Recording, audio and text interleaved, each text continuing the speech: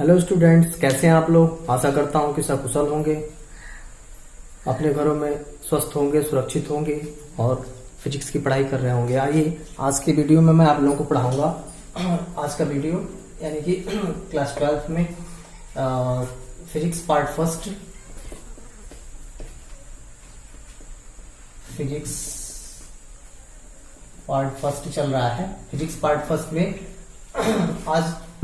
आज का जो टॉपिक है वो है वैद्युत द्विध्रुव के निरक्ष पर वैद्युत क्षेत्र की तीव्रता। आप लोग इसके पहले वाले वीडियो में पढ़ें कि भाई वैद्युत क्षेत्र की तीव्रता वैद्युत द्विध्रुव के कारण दो कंडीशन बताया गया था, एक तो अक्ष पर और दूसरा निरक्ष पर। तो आज हम लोग जो है इसके पहले वाले वीडियो में जो है अक्ष पर हम लोगों ने बात करी थी कि वैद्युत क्षेत्र की तीव्रता हम कैसे निकालेंगे, और आज उसका दूसरा, पहला तो वो था, दूसरा वैद्युत द्विध्रुव के निरक्ष पर हमने कहा था कि अगले वीडियो में बताएंगे कि निरक्ष पर वैद्युत क्षेत्र की तीव्रता हम कैसे निकालें। तो अब इसके लिए क्या करना पड़ेगा भाई, मानना पड़ेगा कि एक वैद्युत द्विध्रुव है। तो मान लिया कि ए भी एक वैद्युत द्विध्रुव है जिसका मध्य बिंदु क्या है, O है, और इसके एक सिरे पर कौन सा आवेश है, -q, दूसरे सिरे पर +q आवेश है, यानी कि कुल मिला के वैद्युत द्विध्रुव है। ठीक है, इसकी आधी दूरी कितनी हो जाएगी, a। अब देखिए इसके निरक्ष पर हमने बताया था कि निरक्ष का मतलब कि जैसे मान लीजिए कि ये आपका मार्कर है, तो मार्कर का अक्ष जो है इसके लाइन में ही होगा, ये अक्ष, और निरक्ष का मतलब इसके परपेंडिकुलर कहीं पर, जैसे यहाँ पर कोई बिंदु हो। तो ठीक वैसे ही इसके निरक्ष पर हम क्या करेंगे, एक बिंदु लेंगे। तो ए भी एक वैद्युत द्विध्रुव हो गया। इसके निरक्ष पर देखिए यहाँ पे बिंदु P है, बिंदु P पर हम लोगों को क्या करना है, इस वैद्युत द्विध्रुव के कारण क्षेत्र की तीव्रता निकालनी है, वैद्युत क्षेत्र निकालना है। ठीक है, तो अब यहां से इसकी दूरी मान लिया गया कितनी है, r है। देख लीजिए ये r दूरी पर स्थित है, यानी कि यहां से और यहां तक की दूरी, यानी कि इस वैद्युत द्विध्रुव से बिंदु की दूरी कितनी है, r है। तो सब माना गया, देख लीजिए, माना एक वैद्युत द्विध्रुव ए बी है, लिख लेंगे ऐसे, सिंपल, याद करने की जरूरत नहीं है, सिंपल ही लिखिए कि एक वैद्युत द्विध्रुव ए बी है। इसके निरक्ष पर, यानी कि इसके निरक्ष पर एक बिंदु P है, जिस पर हमको क्या करना है, वैद्युत क्षेत्र की तीव्रता ज्ञात करनी है। बस ऐसे ही सिंपल लिखिए। द्विध्रुव के मध्य बिंदु से, यानी कि मध्य बिंदु से r दूरी पर क्या है, बिंदु P है। ठीक है, यहां से इसके मध्य बिंदु से r दूरी पर बिंदु P है, सिंपल है। अब जो है मान लेते हैं कि अब देखिए इस आवेश के कारण भी इस पर वैद्युत क्षेत्र की तीव्रता होगी, इस आवेश के कारण भी इस पर वैद्युत क्षेत्र होगा। ठीक है, तो दोनों के कारण पहले वैद्युत क्षेत्र निकालेंगे और फिर दोनों का क्या कर देंगे, परिणामी निकालेंगे। ठीक है, जैसा कि इसके पहले वीडियो में हम लोगों ने किया था, यानी कि अक्ष पर किया था। तो अब यहाँ पर थोड़ा सा मॉडिफाई हो जाएगा।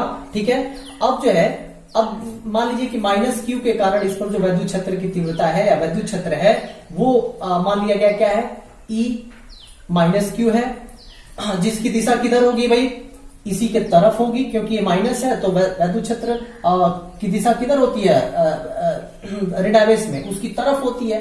तो देख लीजिए इस पर, इसके कारण जो वैद्युत क्षेत्र की तीव्रता होगी, वैद्युत क्षेत्र की दिशा होगी, वो क्या होगी, इस दिशा में होगी, जिसको हम क्या माना गया है, E -q माना गया है, यानी कि ये E -q हो गया। ठीक है, और +q आवेश के कारण बिंदु P पर, इस +q आवेश के कारण बिंदु P पर, तो प्लस के कारण क्या होता है, दूर की तरफ होता है। तो यानी कि इसके कारण, यानी कि इस पर स्थित आवेश के कारण P पर जो वैद्युत क्षेत्र की दिशा होगी वो दूर की तरफ होगी। तो देख लीजिए यहां से दूर की तरफ बनाया हुआ है, इससे दूर की तरफ। ठीक है, तो अब वो क्या माना गया है, E +q माना गया है, E +q मान लिया गया नोटेशन में। ठीक है, जिसकी दिशा किधर होगी, +q से दूर की तरफ होगी, यानी कि +q से किधर होगी, दूर की तरफ होगी। ये सब आप लोग पहले से भी पढ़े हुए हैं। ठीक है, पहले से हम बता चुके हैं। अब क्या करना है, AP तथा BP की दूरी ज्ञात करनी है। मान लीजिए कि वैद्युत क्षेत्र निकालने के लिए क्या जरूरी है भाई, कि उस आवेश से जहां जिस बिंदु पर वैद्युत क्षेत्र निकालना है उसके बीच की दूरी हमको चाहिए ही चाहिए। तो अब देखिए यहां से यहां तक की दूरी निकालेंगे, यहां से यहां तक की दूरी हम लोग को पता होनी चाहिए। तो अब ये कैसे निकालेंगे, ठीक है, तो आइए देखते हैं AP, A और P की दूरी कैसे निकाले। AP और BP की दूरी की हमको क्या होती है, जरूरत होगी। ठीक है, तो आइए अब जो है ये ट्राइंगल लेते हैं APO। देखिए APO, ये देख रहे हैं APO, ध्यान दीजिएगा, APO, ये समकोण त्रिभुज बन रहा है, देख लीजिए। तो पाइथागोरस प्रमेय से, ये पाइथागोरस प्रमेय इसमें लगाएंगे। तो देखिए ये 90 डिग्री है, तो इसके ठीक सामने कर्ण होता है, और ये जो है एक भुजा इसका आधार होता है और एक क्या होता है, लंब होता है। तो अब यहाँ पर आइए पाइथागोरस प्रमेय लगाते हैं। और सबसे पहले सेलेक्ट कर लेंगे एपीओ त्रिभुज को। तो एपीओ में एपी बराबर, अब इसमें ये हो गया कर्ण आपका, तो पाइथागोरस प्रमेय कहता है कर्ण का वर्ग बराबर आधार का वर्ग धन लंब का वर्ग। तो एपी का वर्ग बराबर ओए का वर्ग, यानी कि ओए का वर्ग धन ओपी का वर्ग। ठीक है, अब इसकी वैल्यू पुट कर देंगे। एपी इज इक्वल टू क्या हो जाएगा, अंडर रूट, भाई ये स्क्वायर हटाने के लिए रूट लगाते हैं, तो रूट लगा दिया। और ओए की जगह पे क्या लिखेंगे, ओए की जगह पे क्या लिखेंगे, ए। देख लीजिए, तो ए लिखा तो ए का क्या करेंगे, वर्ग। ओए की जगह पे ए लिखा तो ए का वर्ग। ओपी क्या कितना है भाई, ओपी देखिए ओपी क्या है, ओपी यहां से आपने मान रखा है, पी की दूरी कितनी है, आर है, तो कितना हो जाएगा, ओपी का स्क्वायर का मतलब आर का स्क्वायर। तो अब इसी प्रकार जो है अगर आप बीपी भी निकालेंगे, यानी कि बीपी निकालेंगे, तो इधर ये वाला समकोण त्रिभुज लेंगे, तो ये भी 90 डिग्री का बन रहा है। तो अब इसमें भी वही कहानी है, सेम ये भी कर्ण बन रहा है, तो कर्ण का वर्ग बराबर आधार का वर्ग धन लंब का वर्ग। तो इसमें भी देखिए ये भी ए ही है और ये दूरी क्या है, आर ही है, तो सेम आएगा। तो इसी प्रकार लिख देंगे बीपी बराबर under root a square plus r square हो जाएगा। ठीक है, अब देखिए बीपी निकल गया। ठीक है, अब आइए जो है इसके घटक की बात करते हैं। तो देखिए यहां से जो है माइनस क्यू के कारण इस पर वैद्युत क्षेत्र कितना है, ई और प्लस क्यू के कारण इस पर वैद्युत क्षेत्र कितना है, तो इसकी बात कर लेते हैं। तो अब माना भी गया है कि प्लस के कारण ई प्लस क्यू है और माइनस के कारण क्या है, ई माइनस क्यू है। ठीक है, तो अब इसके घटक बनेंगे। ठीक है, देखिए ये इस दिशा में है कौन, देख लीजिए ई प्लस क्यू इस दिशा में है, तो इसके दो घटक होंगे, एक ऊर्ध्वाधर घटक होगा, एक क्षैतिज घटक होगा। तो एक ऊर्ध्वाधर घटक और एक क्षैतिज घटक बना। तो अब देखिए ऊर्ध्वाधर घटक और क्षैतिज घटक कैसे हम निकालते हैं भाई। तो देखिए थीटा से जिसको हम थीटा मानते हैं, तो थीटा की तरफ, जैसे मान लीजिए यहां पे देख लीजिए, ये सिचुएशन हमने यहां से निकाल लिया यहां पे। ठीक है, तो ये E plus Q cos sine theta होगा, E plus Q sine theta, ये क्यों होगा, तो देखिए जब ये थीटा होगा तो थीटा की तरफ यानी थीटा से लगे हुए, देख लीजिए थीटा से लगे हुए ये कॉस थीटा में होता है इसका घटक, और थीटा से दूर की तरफ देखिए ये बन रहा है, ये दूर की तरफ, थीटा से दूर की तरफ बन रहा है, तो ये क्या होगा, साइन थीटा होगा। यहां और स्पष्ट हो जाएगा, देख लीजिए अगर मान लीजिए कि ये कोई वेक्टर है तो वेक्टर के दो घटक बनेंगे, क्योंकि ये जो है क्षैतिज से कितना कोण बना रहा है, थीटा से। तो अब देखिए जरा, थीटा से जो संलग्न होता है, थीटा की तरफ cos थीटा होता है, और थीटा से दूर की तरफ, तो थीटा से दूर की तरफ ये बन रहा है, देख लीजिए, तो थीटा से दूर की तरफ क्या होता है, साइन थीटा।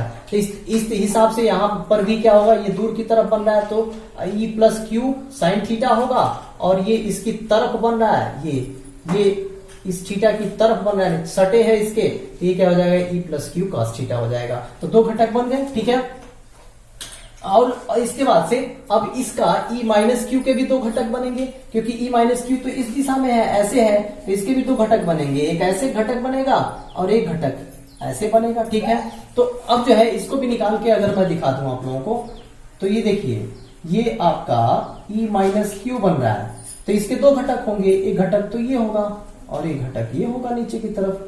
तो अब आइए ये इसमें थीटा है, देख लीजिए थीटा कौन माना गया है, ये माना गया है, तो थीटा से लगे भुजा कास में होती है, तो यानी कि E minus Q cos theta होगा, और थीटा से दूर की तरफ ये बन रहा है, तो ये क्या हो जाएगा भाई, E minus Q sine theta. ठीक है, तो इस तरह से देख लीजिए, अब ये घटक नीचे वाला ई माइनस साइन थीटा हो गया, और इसी पर जिस पर ई प्लस क्यू का एक घटक बन रहा है, उसी पर क्या बनेगा, उसी के समांतर क्या बनेगा, E minus Q sine theta भी बनेगा। अब आइए देखते हैं कि कौन जुड़ेगा और कौन जो है निरस्त हो जाएगा। तो जरा देखिए, ई प्लस क्यू साइन थीटा ऊपर की तरफ और E minus Q sine theta नीचे की तरफ, दोनों विपरीत दिशाओं में है, तो जब जोड़ेंगे तो क्या हो जाएगा, ये निरस्त कर देंगे एक दूसरे को, यानी कि शून्य हो जाएगा, क्योंकि परिमाण में दोनों क्या है, बराबर है। अब आइए इस घटक पे बात करते हैं, तो एक मिला ई plus Q sine theta cos theta और E minus Q cos theta, दो मिले ना इस पे, एक ही पे, तो दोनों एक ही दिशा में है, एक दूसरे के पैरेलल है, तो इसलिए दोनों क्या हो जाएंगे, जुड़ जाएंगे। तो अब यही यहाँ पे लिखा हुआ है पूरा। ठीक है, तो अब जो है जो नेट होगा ई, तो नेट किसके कारण मिलेगा, ये दोनों तो खत्म हो गए, ये दोनों जो घटक मिले थे खत्म हो गए, अब यही दोनों बचे हैं, तो इन दोनों को जोड़ देंगे, तो ई प्लस क्यू कॉस थीटा और E minus Q cos theta. तो अब ये जोड़ेंगे तो देखिए ई प्लस क्यू और E माइनस क्यू ये किसके बराबर होगा? E के बराबर होगा परिमाण में, दोनों बराबर है। तो दोनों की जगह पे क्या लिख दिया? E लिख दिया, यानी कि E और E प्लस क्यू और E माइनस क्यू क्या परिमाण में बराबर है। ठीक है, तो अब यहां से अगर देखा जाए तो ट्वाइस होगा, इन दोनों को जोड़ेंगे तो 2E हो जाएगा। ठीक है, 2E cos थीटा होगा। E की जगह पे हम रख सकते हैं Q upon under root a square plus r square का होल स्क्वायर। क्यों ऐसा करेंगे? तो देखिए ये होता है E बराबर K और Q अपान आर स्क्वायर। ये फार्मूला इसके पहले बताया जा चुका है। ठीक है, इसी फार्मूले को यहाँ पे अप्लाई किया गया है, देख लीजिए। ठीक है, तो E नेट यानी कि 2K, तो 2 इन दोनों को जोड़ने पे मिला है, और E तो K देख लीजिए, K और Q, तो Q की जगह पे तो Q ही है, यहाँ भी, यहाँ Q है तो यहाँ भी Q है, देख लीजिए Q ही है। और R यानी कि बीच की दूरी, तो बीच की दूरी निकला हुआ है। ठीक है, कितना आया है भाई? Under root a square plus r square. ठीक है, देख लीजिए एपी की बात करिए या बीपी की बात करिए, दोनों केस में क्या आ रहा है? Under root a square plus r square ये आ रहा है, तो यही रख देंगे और इसका क्या कर देंगे? होल स्क्वायर, और इसमें cos थीटा लगाई है तो cos थीटा से गुणा कर देंगे। ठीक है, अब इसको अगर सॉल्व करते हैं तो आइए देखा जाए यहाँ पे सोल्यूशन में। जरा देखिए कि नेट बल जो है,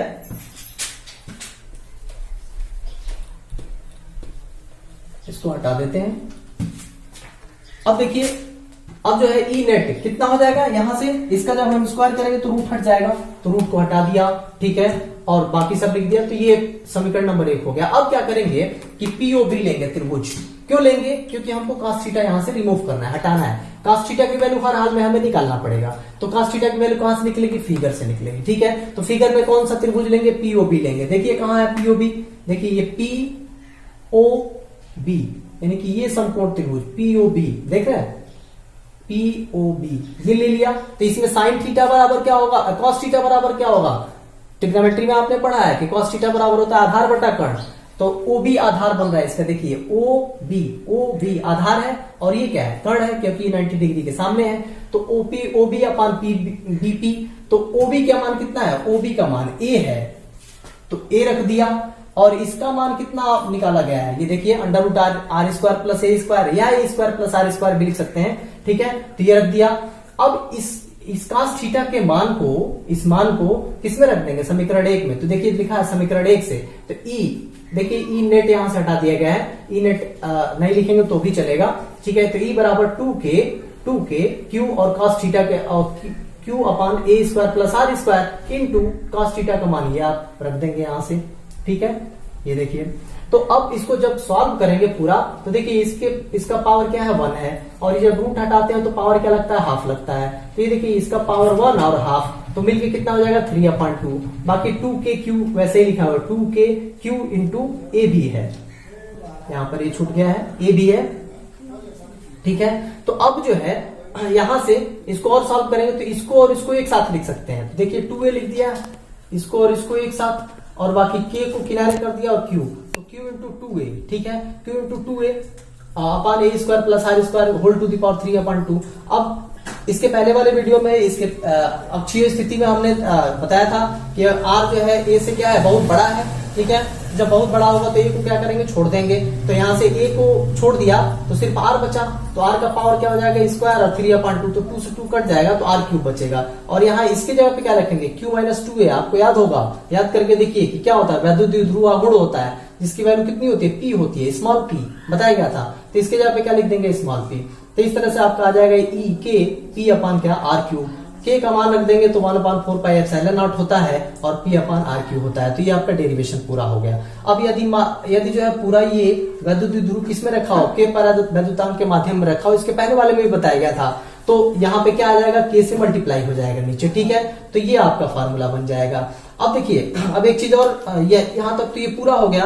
एक चीज और जो मैं नोट में विशेष तौर पे मैं लिखा हूं कि अक्षीय तथा निरक्षीय स्थिति की तुलना करिए। तो अक्षीय स्थिति में क्या आया था भाई? देख लीजिए, यही ना आया था इसके पहले वाले में, पहले वाले वीडियो में देखिएगा जाके, K 2P अपान R क्यूब आया था, और ये आपका कितना आ गया? देखिए जरा, K P अपान R क्यूब आया है। ठीक है, तो ये देखिए निरक्षीय स्थिति में कितना है? K P अपान R क्यूब आया है। तो देखिए ये जो है इसका दूना है, तो यानी लिख सकते हैं E अक्ष बराबर ट्वाइस ऑफ E निरक्ष।